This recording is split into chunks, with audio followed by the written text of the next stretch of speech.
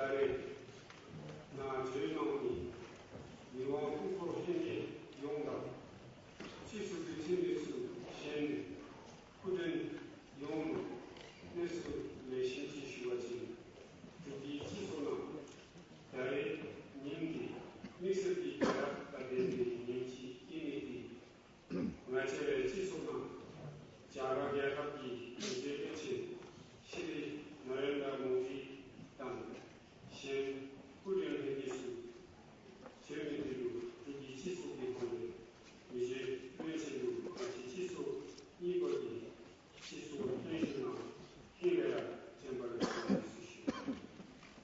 이제 회생속이 같이 지소나 송시 나이 셰리 해외리 같이 나라를 세미기 가와다 도와 중들이 쓰시오니 자가계약하기 장민나 차가 민식지당 한국이다가 공식지 임박이 맞세 나의 나와기 리파다 탐나 상국이 도래 이야기 공을 공의 주의 관리비 미로 태국의 법대비 계약하기 우치지 그와를 나의 미세를 제초기 송식기기 나치도 가니와 플랍치의 리파다 감된 공 토비인의 쓰시니 미지 초기 내신이 보낸 시리기 시로 시리기 제고 수비자의 고당과 중국 당가 잡대 제명회의기 나치 치소당 야당 관련 개념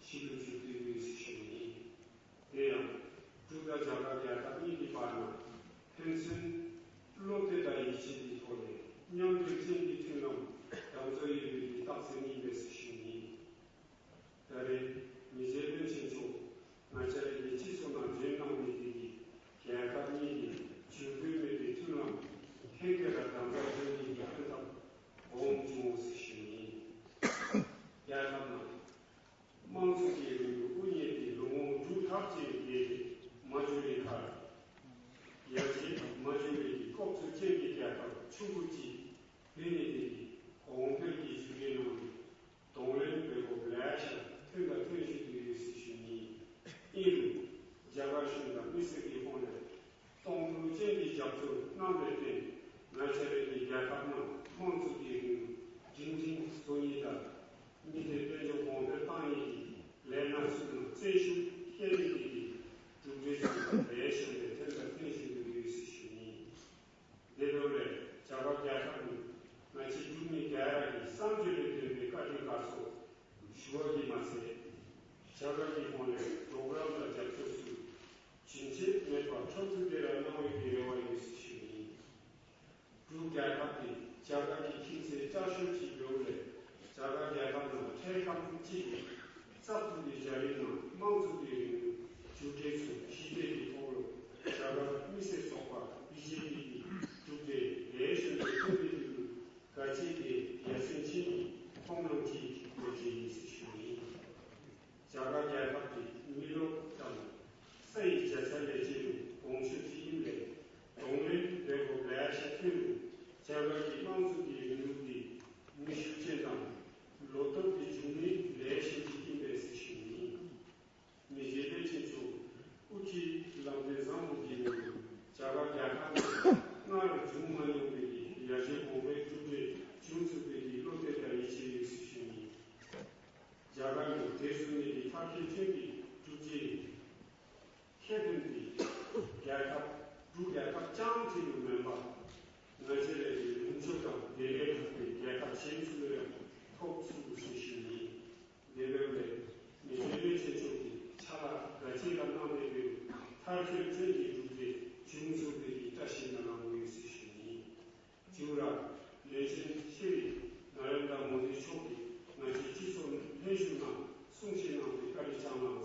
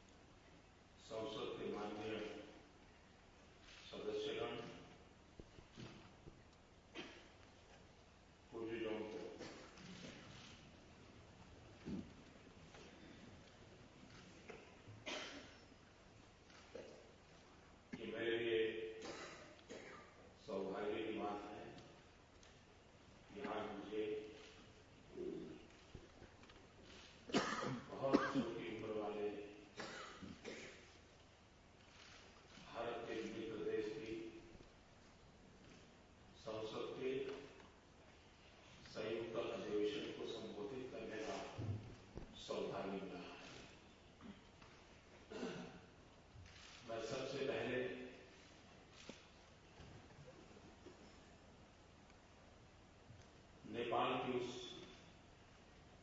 भूटान की उस महान परंपरा को अभिनंदन करता हूं। जिस राज परिवार ने भूटान में उच्च मूल्यों की स्थापना की, भूटान के सामान्य से सामान्य नागरिक की सुखाकारी, यहां की सांस्कृतिक विरासत को अक्षुण्ण रखना और विकास भी करना, लेकिन साथ साथ पर्यावरण की रक्षा के संबंध में पूरी जागरूकता रखना। और ये परंपरा एक या दो पीढ़ी की नहीं है। राज परिवार की कई पीढ़ियों ने बड़ी सजगता के साथ इसे निभाया है, आगे बढ़ाया है और इसलिए उस महान परंपरा के धनी राज परिवार को मैं भारत की तरफ से बहुत बहुत बधाई देता हूं, अभिनंदन करता हूं।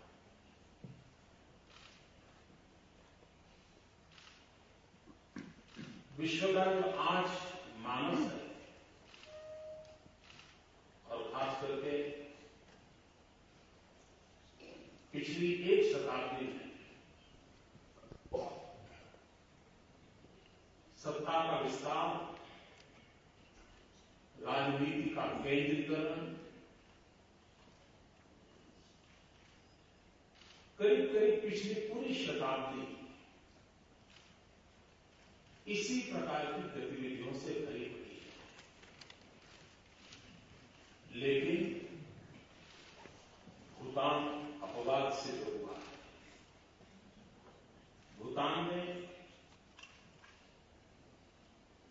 विश्व में एक तरफ जो सत्ता के विस्तार का और सत्ता के केंद्रीकरण का माहौल था, भूटान ने लोकतंत्र की मजबूत नींव डालने का प्रयास किया।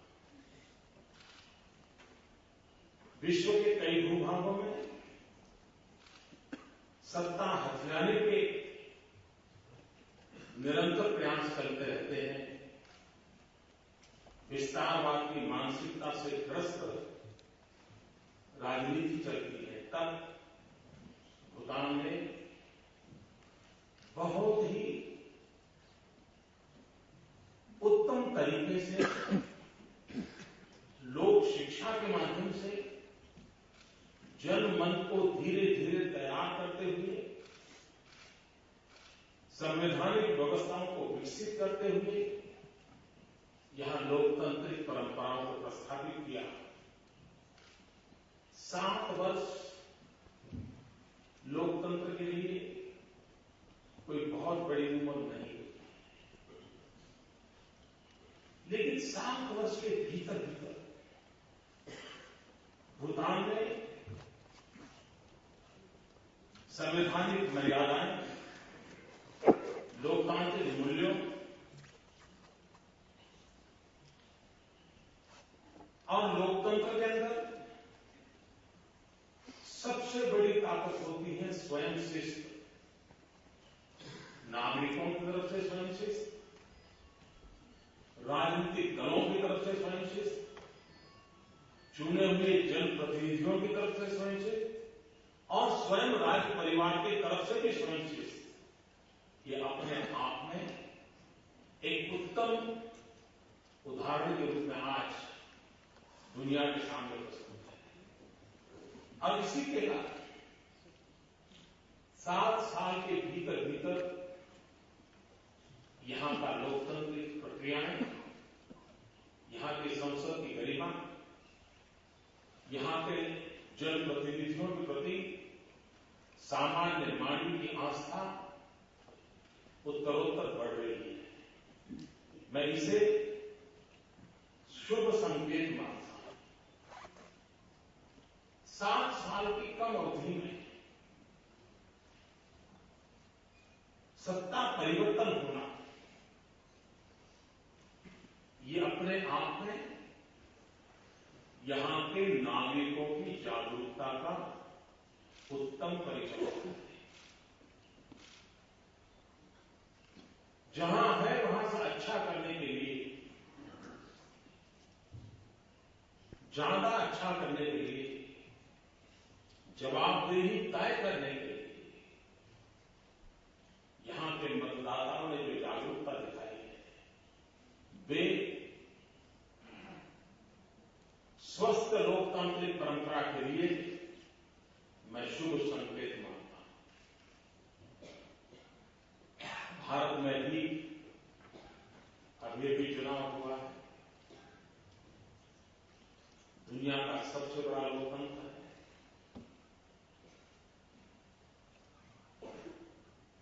भारत के लोकतंत्र का जो फलक है, विश्व के सभी देशों के लिए एक बड़ा अजूबा है। पूरा यूरोप और अमेरिका मिलकर के जितने लोग मतदाता है, उससे ज्यादा एक अकेले हिंदुस्तान में मत करता है। इतना विशाल लोकतंत्र का एक उत्सव होता है। और आजादी के बाद पहली बार, 60 साल के इतिहास में पहली बार भारत के मतदाताओं ने परंपरागत रूप से जो शासन में थे, ऐसे दल को छोड़ करके भारतीय जनता पार्टी को पूर्ण बहुमत के साथ सेवा करने का अवसर दिया है। ये लोकतंत्र की ताकत है। और इस पूरे भूखंड में लोकतांत्रिक शक्तियां जितनी सामर्थ्यवान होगी, लोकतांत्रिक मूल्यों की जितनी प्रस्थापना अधिक कारगर ढंग से होगी, उपखंड की शांति के लिए, उपखंड के विकास के लिए और उपखंड के गरीब से गरीब नागरिकों की भलाई के लिए एक सशक्त माध्यम सिद्ध होगी। भारत के नागरिकों ने विकास के लिए, गुड गवर्नेंस के लिए जनादेश दिया है। और जैसे अभी आदरणीय स्पीकर महोदय बता रहे थे कि भारत जितना सशक्त होगा उतना ही भूटान को लाभ है। मैं उनकी इस बात से 100% सहमत हूं। न सिर्फ भूटान, लेकिन भारत के सशक्त होने से, भारत के समृद्ध होने से इस पूरे भूखंड में, और विशेष करके 7 देशों की भलाई के लिए भारत का सुखी संपन्न होना आवश्यक है। तभी जाकर के भारत अपने अड़ोस पड़ोस के छोटे छोटे देशों की कठिनाइयों को दूर करने में काम आ सकता है। उनकी मुसीबतों में से पड़ोसी देश कहां जाएगा? पड़ोसी देश की पहली नजर अपने पड़ोसियों की तरफ जाती है। और पड़ोसी का भी पड़ोसी धर्म निभाना एक कर्तव्य बन जाता है। लेकिन अगर भारत ही दुर्बल होगा, भारत ही शक्तिशाली नहीं होगा, भारत ही अपनी आंतरिक समस्याओं को जूझता रहता होगा, तो अड़ोस पड़ोसियों के सुख की चिंता कैसे कर सकता? और इसलिए भारत के आसपास के सभी साथियों का, मित्रों का, पड़ोसियों का कल्याण हो, उसके लिए भी भारत हमेशा जागरूक रहा है, भारत हमेशा प्रयत्नशील रहा है। जब हमारी नई सरकार बनी और बहुत ही कम अवधि में हमने जब 7 देशों के नेताओं को यहां बुलाया और सब के सब प्रमुख लोग वहां उपस्थित रह करके हमारे इस अक्षर की शोभा बढ़ाई, भूटान के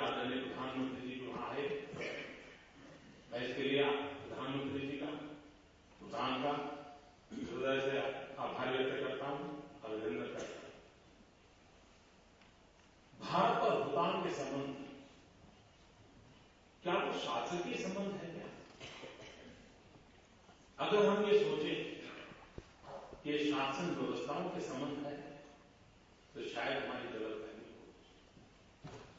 भूटान में भी शासकीय परिवर्तन आया, लोकतांत्रिक व्यवस्था विकसित हुई, लेकिन संबंधों को कोई आंच नहीं आई।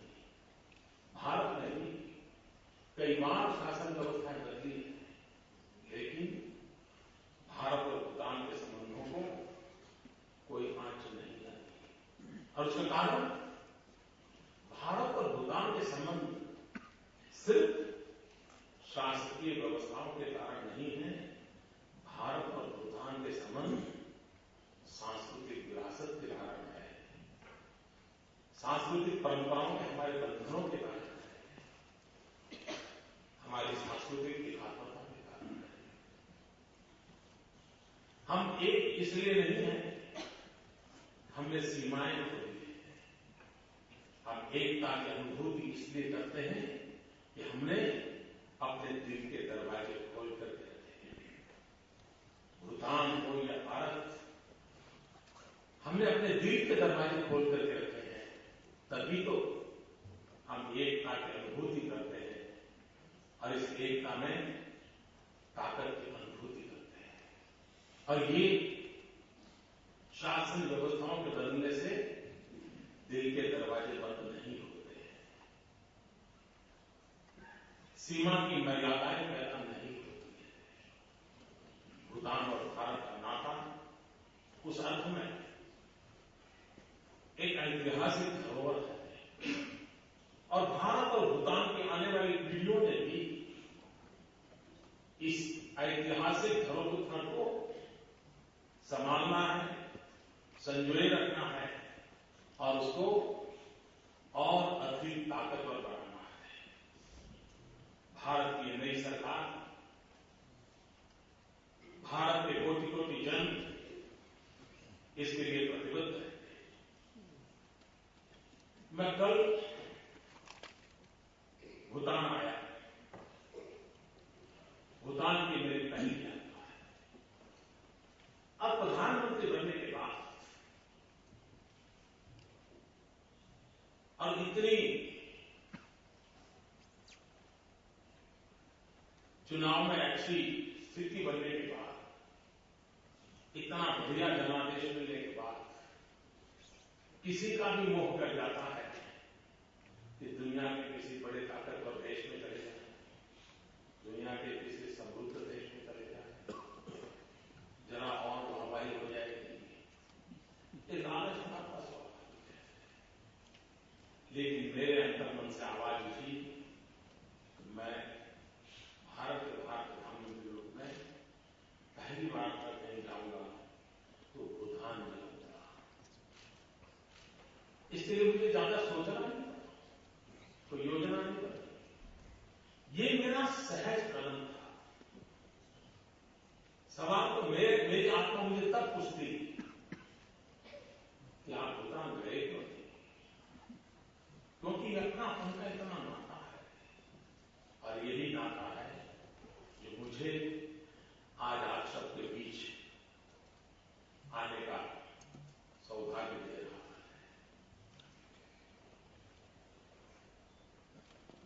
भूटान का विकास किसी भी छोटे देश के लिए और इतनी कठिनाइयों से जी रहे देश के लिए, विश्व के हर देश के लिए आने वाले 10 साल में देखेंगे कि विश्व के छोटे छोटे देश अपने विकास के लिए भूटान के इस 2-3 दशक में कैसे प्रगति हुई, इस तरफ बारीकी से देखेंगे, ऐसा मुझे महसूस हो रहा है। जिस मक्कमता के साथ आपने विकास को आखिरी छोर पे इंसान तक पहुंचाने का प्रयास किया है, ये अभिनंदन के बात है। और दुनिया विकास दर की चर्चा कर रही है, जीडीपी की चर्चा कर रही है, और भूटान हैप्पीनेस की चर्चा कर रही है। ये अपने आप में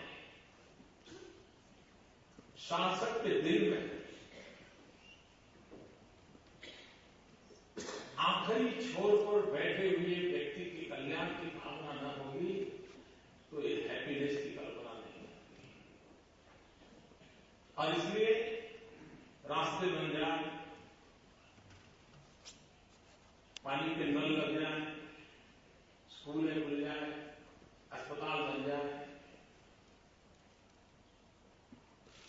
ये सब तो होगा, लेकिन इसके लिए जो लाभार्थी है उसके जीवन में सुख आया है कि नहीं आया है, उसके जीवन में संतोष आया है कि नहीं आया है, उसके जीवन में आनंद की अनुभूति हो रही है या नहीं हो रही है, ये मानक तय करना। इसका मतलब विकास की इकाई देश नहीं है, विकास की इकाई राज्य नहीं है, विकास की इकाई डिस्ट्रिक्ट नहीं है, लेकिन विकास की इकाई हर इंडिविजुअल है। ये अपने आप में बहुत बड़ा साहसिक है कि हर एक इंडिविजुअल उस विकास की किस ऊंचाइयों को पार कर रहा है, पा रहा है, वो चैन की नींद सो पा रहा है, नहीं वो सो पा रहा है, अपने संतानों को जिस दिशा में ले जाना चाहता था ले जा पा रहा है, नहीं ले जा पा रहा है। इतनी बारीकी से सोचना और उसके लिए कार्य योजना करना, ये अपने आप में ये प्रेरक है। भूटान प्रकृति की गोद में बसा है, विपुल प्राकृतिक भंडार ले रहे हैं,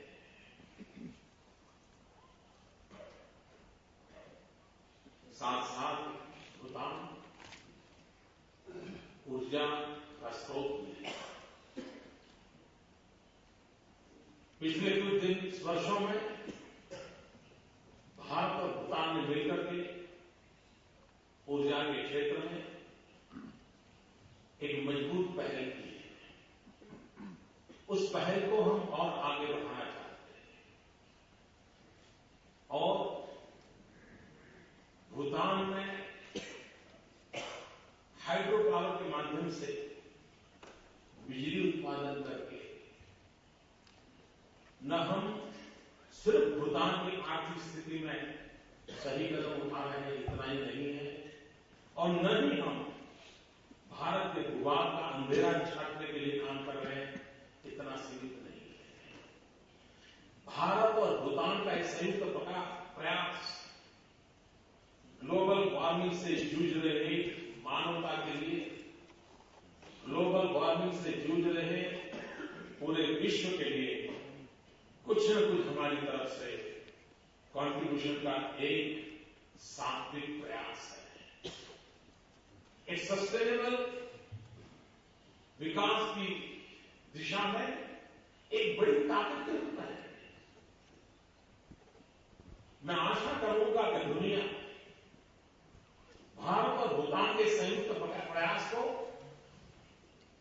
ग्लोबल वार्मिंग के खिलाफ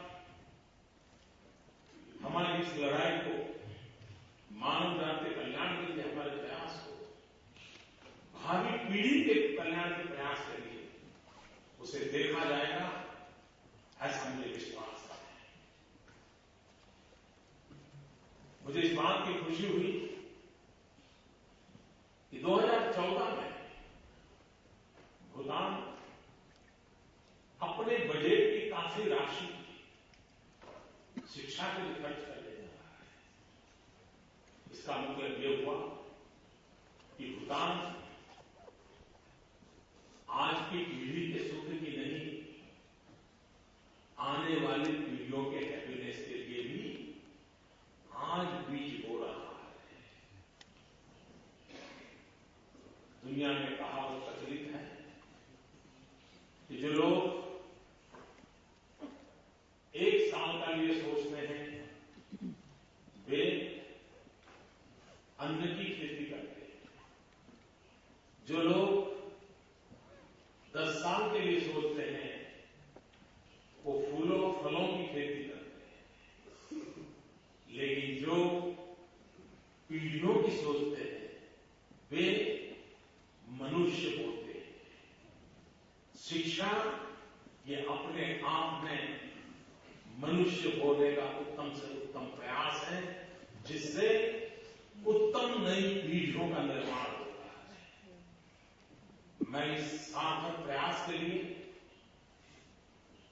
भूटान के राज परिवारों को, भूटान के जनप्रतिनिधियों को और संसद में बैठे हुए सभी माननीय संसद सदस्यों को हृदय से अभिनंदन करता हूं कि उन्होंने शिक्षा को प्राथमिकता दी है।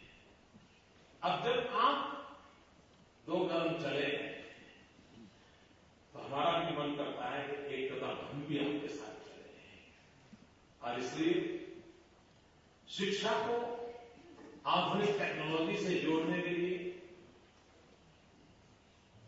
शिक्षा के माध्यम से विश्व की खिड़की खोलने के लिए भूटान के बालकों को भी अवसर मिलना चाहिए, और इसलिए भारत ने भूटान में ई-लाइब्रेरी का नेटवर्क बनाने के लिए तय किया है। और ई-लाइब्रेरी के कारण भूटान के बालक ज्ञान के भंडार के साथ जुड़ जाएंगे। दुनिया का जो भी ज्ञान को पाना होगा वो इस टेक्नोलॉजी के माध्यम से पा सकते हैं। विश्व के लेटेस्ट मैगजीन से उनको अपना सरोकार करना होगा, वो कर पाएंगे। तो शिक्षा में आपका ये निवेश और भारत का उसमें टेक्नोलॉजिकल सपोर्ट यहां की नई पीढ़ी को आधुनिक बनाएगा और विश्व के साथ कदम से कदम मिलाकर के चलने की ताकत भी देगा, ऐसा मुझे पूरा विश्वास है। जब यहां शिक्षा का प्रारंभिक काल था, तब से भारत की बहुत बड़ा मात्रा में शिक्षक भूटान आया करते थे। दुर्गम इलाकों में जाकर के यहां के लोगों को शिक्षित करने का काम करते थे। और जब कोई राष्ट्र अपने यहां से दूसरे देश में शिक्षक भेजता है तो वो सत्ता के विस्तरण का मकसद कभी नहीं होता है। जब शिक्षक भेजता है तब उसके मन में उस राष्ट्र को जड़ों से मजबूत करने का एक नेक इरादा होता है। और दशकों से भारत से भूटान में बहुत बड़ी मात्रा में शिक्षक आए हैं। कठिन जीवन जीकर के भी उन्होंने पुरानी पीढ़ियों को शिक्षित करने का प्रयास किया। वे भूटान की जड़ों को मजबूत करने का एक नेक इरादे का अभिव्यक्ति है। उस बात को आगे बढ़ाते हुए शासन ने भी बहुत बड़ी मात्रा में स्कॉलरशिप देकर के भूटान के होनहार नौजवानों को भारत की अच्छे से अच्छी यूनिवर्सिटियों में शिक्षा का प्रबंध किया है। आज जब मैं आया हूं तो मैंने कल आदरणीय प्रधानमंत्री जी को कहा था कि स्कॉलरशिप जो हम दे रहे हैं उसे हम डबल करेंगे ताकि अधिक नौजवानों को आधुनिक शिक्षा पाने के लिए सौभाग्य अवसर प्राप्त हो। उसी प्रकार से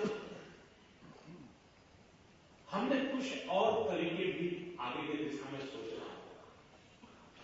मेरा जब से भूटान आने का मन कर गया, मैं लगातार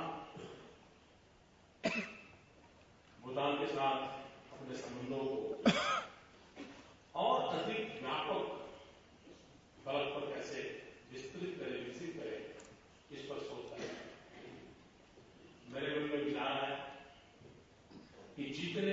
4 स्टेट्स हैं हिंदुस्तान के और भूटान, भविष्य में नेपाल जुड़ जाएगा, नेपाल भी। क्या हम हर वर्ष एक स्पेशल खेल समारोह नहीं कर सकते हैं? हमारा सिक्किम है, अरुणाचल है, मिजोरम, नागालैंड है, आसाम है, आपके पड़ोस में, और एक प्रकार से रुचि, वृत्ति, प्रवृत्ति, प्रकृति सब बराबर बराबर है। तो ये नई पीढ़ी खेलकूद के माध्यम से उनको जोड़ने का प्रयास होगा। भारत सरकार भी इस पर सोचेगी, छोटे छोटे राज्य भी सोचेंगे और भूटान भी सोचेगा। हर वर्ष अलग अलग प्रदेशों को खेल के माध्यम से मिले, तो भूटान में भी मिले, क्योंकि खेल के माध्यम से, स्पोर्ट्स के माध्यम से स्पोर्ट्समैन स्पिरिट आता है। और हमारे पड़ोसी राज्यों और पड़ोसी देशों के साथ स्पोर्ट्समैन स्पिरिट जितना ज्यादा बढ़ता है, उतना समाज जीवन के अंदर हैप्पीनेस के लिए अच्छा माहौल भी बनता है, स्वस्थ समाज के निर्माण के लिए वो काम आता है। उसी प्रकार से ये आवश्यक है कि भारत के बालक भी जाने कि भूटान क्या है, कैसा है, इतिहास क्या है, संस्कृति क्या है, परंपरा क्या है, मूल्य क्या है। और भूटान जो कि भारत के साथ अटूट रूप से जुड़ा हुआ है, भूटान की भी नई पीढ़ी जाने आगे हिंदुस्तान का हमारा पुराना नाता क्या है, सदियों से हिंदुस्तान से कैसे जुड़े, हिंदुस्तान की वो कौन सी ताकत है, वो कौन सी परंपरा है जिसको जानना समझना चाहिए।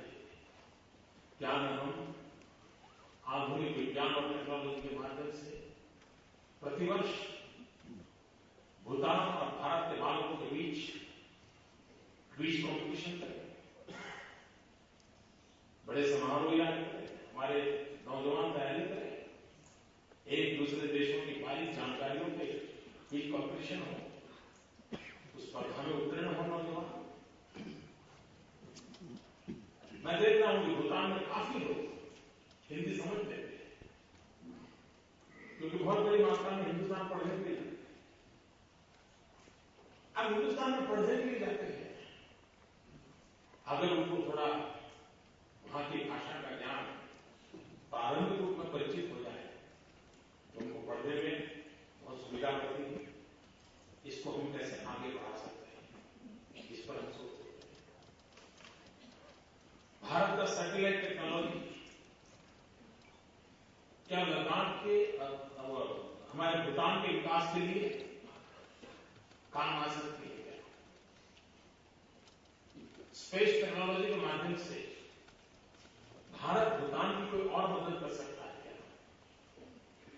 हमारे जो वैज्ञानिक हैं उसको सोचें और भूटान के साथ बैठ करके भविष्य में स्पेस साइंस के माध्यम से हम दोनों देशों को किस प्रकार से जोड़ सकते हैं, इस प्रकार से हमारे संबंधों को विकसित कर सकते हैं, उस पर हम प्रयास करें। कभी कभी ऐसा लगता है कि लोग कहते हैं कि हिमालय हमें अलग करता है। सोचने का ये एक तरीका है, मेरा सोचने का तरीका दूसरा है। और मैं सोचता हूं कि हिमालय हमें अलग नहीं करता है, हिमालय हमें जोड़ता है। हिमालय हमारी सांझी विरासत है।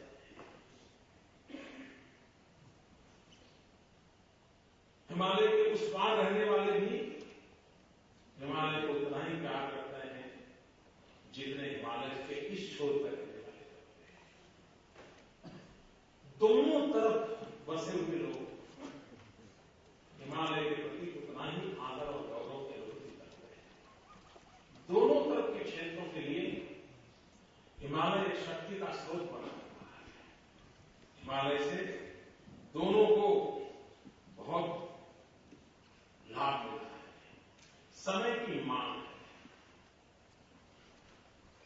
कि एक वैज्ञानिक तरीके से हिमालयन रेंजेस का स्टडी हो, क्लाइमेट के संदर्भ में हो, प्राकृतिक संपदा के संबंध में हो, उस विरासत का आने वाली पीढ़ी के लिए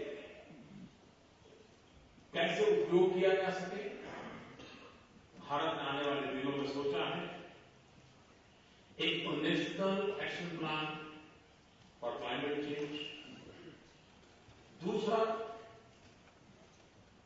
भारत गंभीरतापूर्वक से इस बात पर सोच रहा है कि national mission for sustaining the Himalayan ecosystem.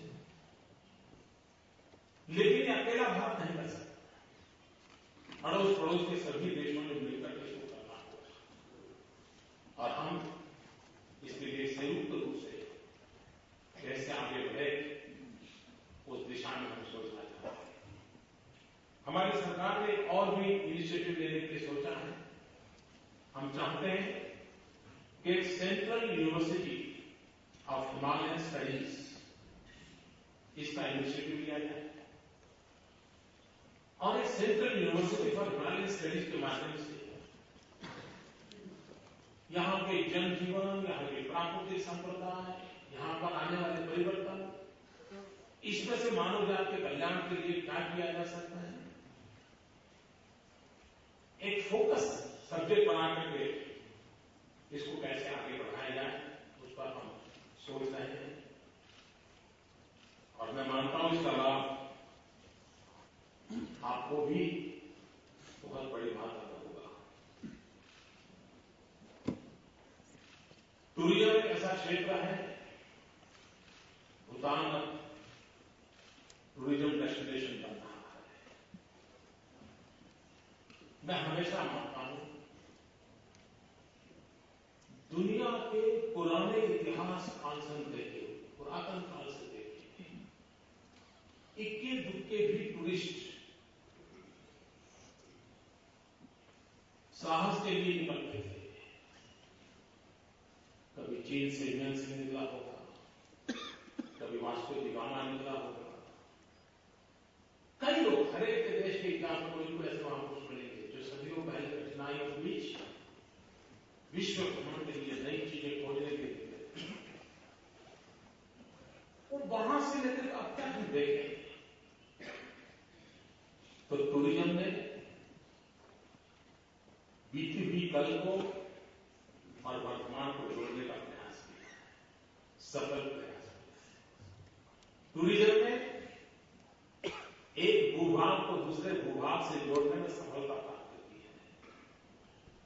Tourism ने एक जनमन को दूसरे जनमन के साथ जोड़ने में सफलता प्राप्त की है। एक अर्थ में टूरिज्म विश्व को जोड़ने की ताकत रखता है और मैं तो मानता हूं कि टेररिज्म डिवाइड्स, टूरिज्म यूनाइट्स। और इसलिए टूरिज्म जिसकी जोड़ने की ताकत है और भूटान जिसमें टूरिस्टों को आकर्षित करने की प्राकृतिक संपदा है, भारत और भूटान मिलकर के संयुक्त रूप से विश्व के टूरिस्टों को आकर्षित करने के लिए एक होलिस्टिक अप्रोच लेकर के योजना बना सकते हैं। कभी न कभी हमने देश में सोचना चाहिए। हिंदुस्तान के नॉर्थ ईस्ट के इलाके और भूटान इनका एक कॉमन सर्किट बना करके एक पैकेज टूर प्रोग्राम बना करके इस हिमालयन रेंजेस के प्रति विश्व के लोगों को कैसे आकर्षित किया जा सके। और टूरिज्म एक ऐसा क्षेत्र है जिसमें कम से कम पूंजी निवेश होता है और ज्यादा से ज्यादा लोगों को रोजगार देता है। गरीब से गरीब व्यक्ति भी टूरिज्म बढ़ता है तो उसको कमाई होती है। हम उस टूरिज्म के विकास के लिए संयुक्त रूप से कैसे प्रयास करें, उसको हम कैसे आगे बढ़ाएं। और अगर भूटान की इस प्राकृतिक संपदा के साथ भारत का सामर्थ्य जुड़ जाए तो विश्व को भूटान के इस भूभाग और भारत के नॉर्थ ईस्टर्न पार्ट पर आने के लिए बहुत बड़ा निमंत्रण पहुंच जाएगा, बड़ी ताकत के साथ पहुंच जाएगा। और इसके लिए हम अगर आने वाले दिनों में योजना करते हैं तो मुझे विश्वास है कि बहुत उपकार होगा। मुझे कल यहां जब मिला तो आपकी संसद की जो परंपराओं विकसित हुई है मुझे सुनकर के बड़ा आनंद हुआ। आपके स्पीकर साहब बहुत नियम से संसद को चलाते हैं। किसी को अगर 5 मिनट बोलने का अवसर मिला है, अगर वो 5 मिनट पर 10 सेकंड चला गया तो आखिरी 10 सेकंड उसकी रिकॉर्ड नहीं होती है, ऐसा मुझे बताया। बड़ा अच्छा तरीका है। और इसलिए जिसको भी अपनी बात बतानी होगी उसको निश्चित मिले हुए समय में हम भारत के लोग भारत के संसद में इस बात को सीखने का प्रयास जरूर करेंगे। क्योंकि आपने आपकी संसद की आयु छोटी, लेकिन छोटी आयु में भी आपने संसदीय प्रणालियों में जो नए नियम लाए वो समझने जैसे हैं, सीखने जैसे हैं। मैं आप सबको निमंत्रण देता हूं कि भारत से जुड़ने के लिए और अधिक जन जन का जुड़ाव, सरकारें तो है, वो तो रहने वाली है, मिलने वाली है, लेकिन हमारा नाता जन जन के साथ जुड़ा हुआ है। उसकी मजबूती हमारा मिलन जितना बढ़ेगा, हमारा आना जाना जितना बढ़ेगा, एक दूसरे से हमारा नाता जितना बढ़ेगा, उतना ही मैं समझता हूं। और आजकल तो टेक्नोलॉजी ने पूरी दुनिया को छोटा सा गांव बना के रख दिया है। फ्रिक्शन ऑफ सेकंड हम दुनिया के किसी कोने में पहुंच पाते हैं, बात पहुंचा सकते हैं, दुनिया की बात को जान सकते हैं। इन नया विज्ञान भी हमको जोड़ रहा है। भारत के प्रयासों के कारण और भूटान सरकार के निरंतर प्रयासों के कारण यहां की जो नई पीढ़ी है वो कंप्यूटर लिटरेट है, टेक्नोसेवी है। ये आने वाले दिनों में बहुत उपकारक होने वाला है। तो चहुं दिशा में विकास हो, सुख और समृद्धि प्राप्त हो। मुझे आज आप सबके बीच बात करने का अवसर मिला और मैं आपको विश्वास दिलाता हूं कि भारत और भूटान का ये नाता अजरा अमर है, शासकीय व्यवस्थाओं पर निर्भर नहीं है, ये सांस्कृतिक विरासत से बंधा हुआ है। जिस प्रकार से कितनी ही बड़ी चोट पानी को अलग नहीं कर सकती है, वैसे ही भारत और भूटान के सांस्कृतिक विरासत को कोई अलग नहीं कर सकता है। मैं जब भूटान के संबंध में जानकारी इकट्ठी कर रहा था, मुझे एक बात बहुत अच्छी लगी कि तीसरे राज्य भारत के साथ संबंधों की बात आई तो एक बड़ा अच्छा संदेश दिया। उन्होंने कहा था कि भारत और भूटान का संबंध जैसे दूध और पानी मिल जाए, फिर दूध और पानी को जैसे अलग नहीं किया जा सकता, वैसा ही रहेगा। और वो परंपरा आज भी चल रही है। लेकिन यहां के तीसरे राजा की ये बात जब मैंने पढ़ी तो मैं जिस प्रदेश से आता हूं वहां से एक घटना का स्मरण आया। 400 साल पहले उस क्षेत्र में हिंदू राजा थे, चिदिनाथ राणा करके, उनका राज्य था। और ईरान से पारसी लोग आए। ये दुनिया की सबसे छोटी माइनॉरिटी है, माइक्रो माइनॉरिटी है। ईरान से उनको निकाला गया, वो आए समुद्र के मार्ग, गुजरात के किनारे पर आए अब हम जीती राणा के क्षेत्र में गुजरात के इलाके में आश्रय चाहते थे, तो जीती राणा ने उसको लबालब दूध का भरा हुआ कटोरा दिया और इनडायरेक्टली संदेश भेजा कि पहले से ही मेरे यहां इतने लोग हैं, अब उसमें नई जगह नहीं है, दूध का कटोरा भरा भरा हुआ बताया। तो जो पारसी लोग ईरान से आए थे, उन्होंने क्या किया, उसमें चीनी मिला दी, शक्कर मिला दी और दूध को मीठा कर दिया और लबालब दूध से भरा हुआ वो काम वैसे के वैसा वापिस दिया। तो जीती राणा ने जब देखा कि तो दूध मीठा हो गया है, तो उन्होंने तुरंत नौका भेजा समुद्र के अंदर कि आपका स्वागत आप करिए। और जो घटना 400 साल पहले ईरान से आए हुए पारसी लोगों के शब्दों में उस व्यवहार में थी, वही बात तीसरे राजा के उन शब्दों में पूरी और खाने के मिलन की थी। दोनों में इतना सामने है। और वो माइक्रो माइनॉरिटी आज विश्व का समृद्धि के साथ हिंदुस्तान के अंदर पारसी कौम जीवन के हर क्षेत्र में नई ऊंचाइयां प्राप्त की, सब क्षेत्र में प्राप्त की। वैसे ही भूटान और भारत का नाता हर क्षेत्र में नई ऊंचाइयों को प्राप्त करने वाला बना रहेगा, ये मुझे पूरा विश्वास है।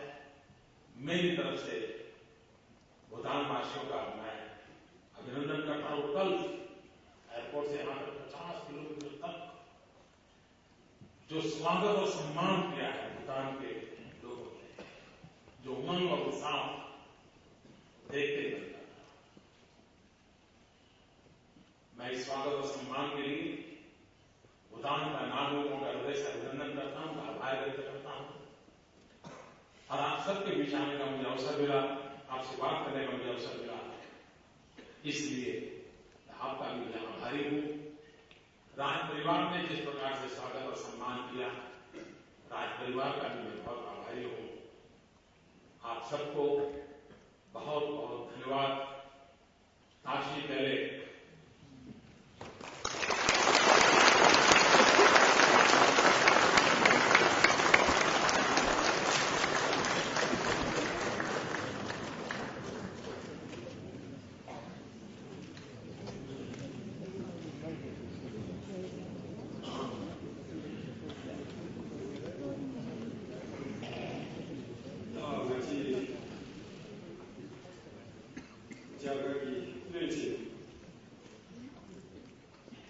नरेंद्र मोदी चौकी 같이 소신아 같이 소리고 두 개하다 자가기 자가 뒤넘기 추가 공성지 마치 뒤넘기 다투기 장치면과 마음먹이 부수수다 부수수기 부수에 야라베 야라기 뒤로 이 세대미 같이 두 개하다 미세 너무 이치다 예언 중이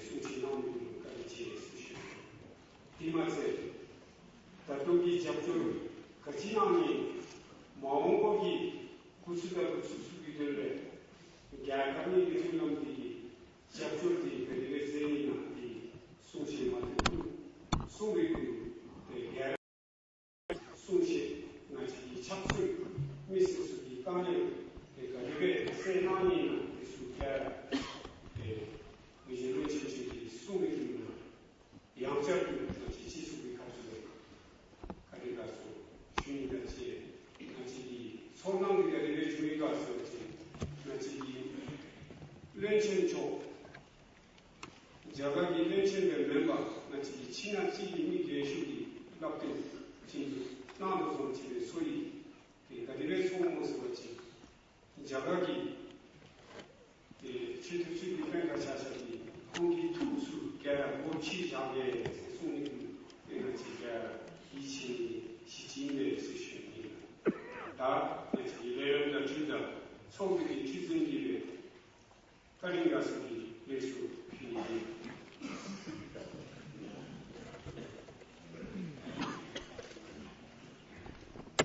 그렇지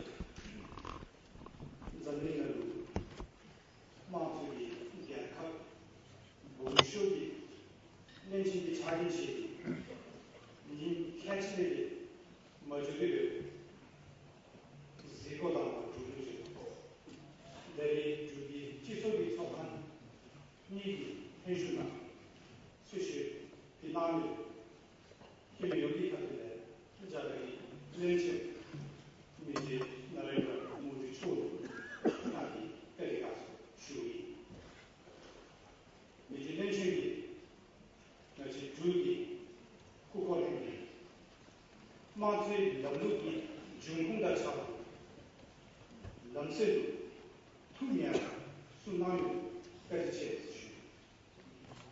이제 렌친이 나지 자주 위기 팀남 남자기 해만을 이루고 dari nation zone certain zone tushimami jaga da juba ni sara meeting di kebini ngaji ya company cha kunjegi da 这个话题是但是现在这里哪说个是家庭这里的家族这里tushimami的这个送那几个的那么是上逻辑咨询，那么激动的我就压力，这样的人情到了，关键找人没有处理，压了经济时候，就那行了，得了有的这个人情处理时候就难，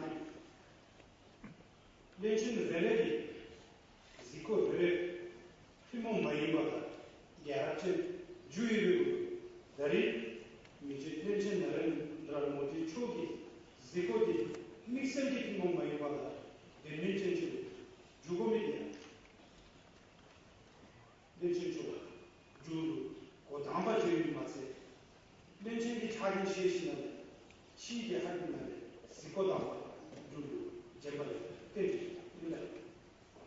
데루다니 значит, 주비기리세, 야, 생각, 이란 게 치계가 많이 좋지, 예비기다래, 담아주고 전개도, значит, 주비 쉬운다, 미세, 자가기 쉬운다, 미세, 지구다 이체, 해말 예비기 다래요다, 이렇게 야수의 수준이, 나는 보다가 이제 남이 나라의 제리다고 자가기 시제기 힘들 시주기만 같이 수지 주게 합다 힘남이 또 채우되 임금이 딱선 때 남이도 때가 지키지 연기가들 이셔도 제고 예 필요있나 주술이 가들 자슌다 리서치 자식이 힘들 담사 샤네들 또 땡들아 예미들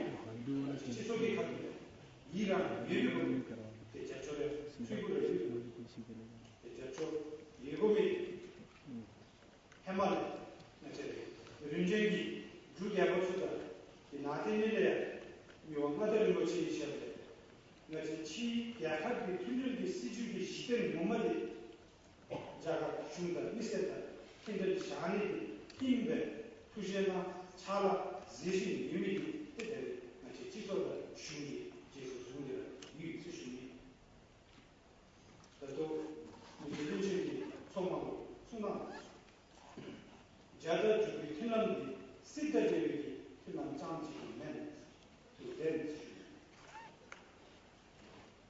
사차 차시대지 신체대들이 힘들 야한들이 남세들이 힘들 이 장치기 힘든 단선 이미 믿어 이제 년식이 순환을 제 이사를 캐비 레드 주기 다시 주의 몸 무식이 가도야 힘들다 직접 유리기고 개발에 남자 예술 쪽으로 지지 이인데 제 수준이 내리 맞죠 주기 지속이 가도 자 연체 이제 나라가 모두 초기 우치세기 자가기 미세수 해만을 하기 너 기비 시대기 빼는 농치 시위기 니보다 또 이야기 저기 melon na cikin haɗe da fiye masu da jirgin cin fara ta shi da shi ne da fara ko kan sa ko sai ke ne melon fiye da dalefa ne ne ne jirgin tun nan da zafi hekera ne jun juri ko kafi ni shawu shi shi na delo a cikin yau ne kafi sen ga umma sai yi na da ranwe shuri ko to केवल सारे सुशील करें। हम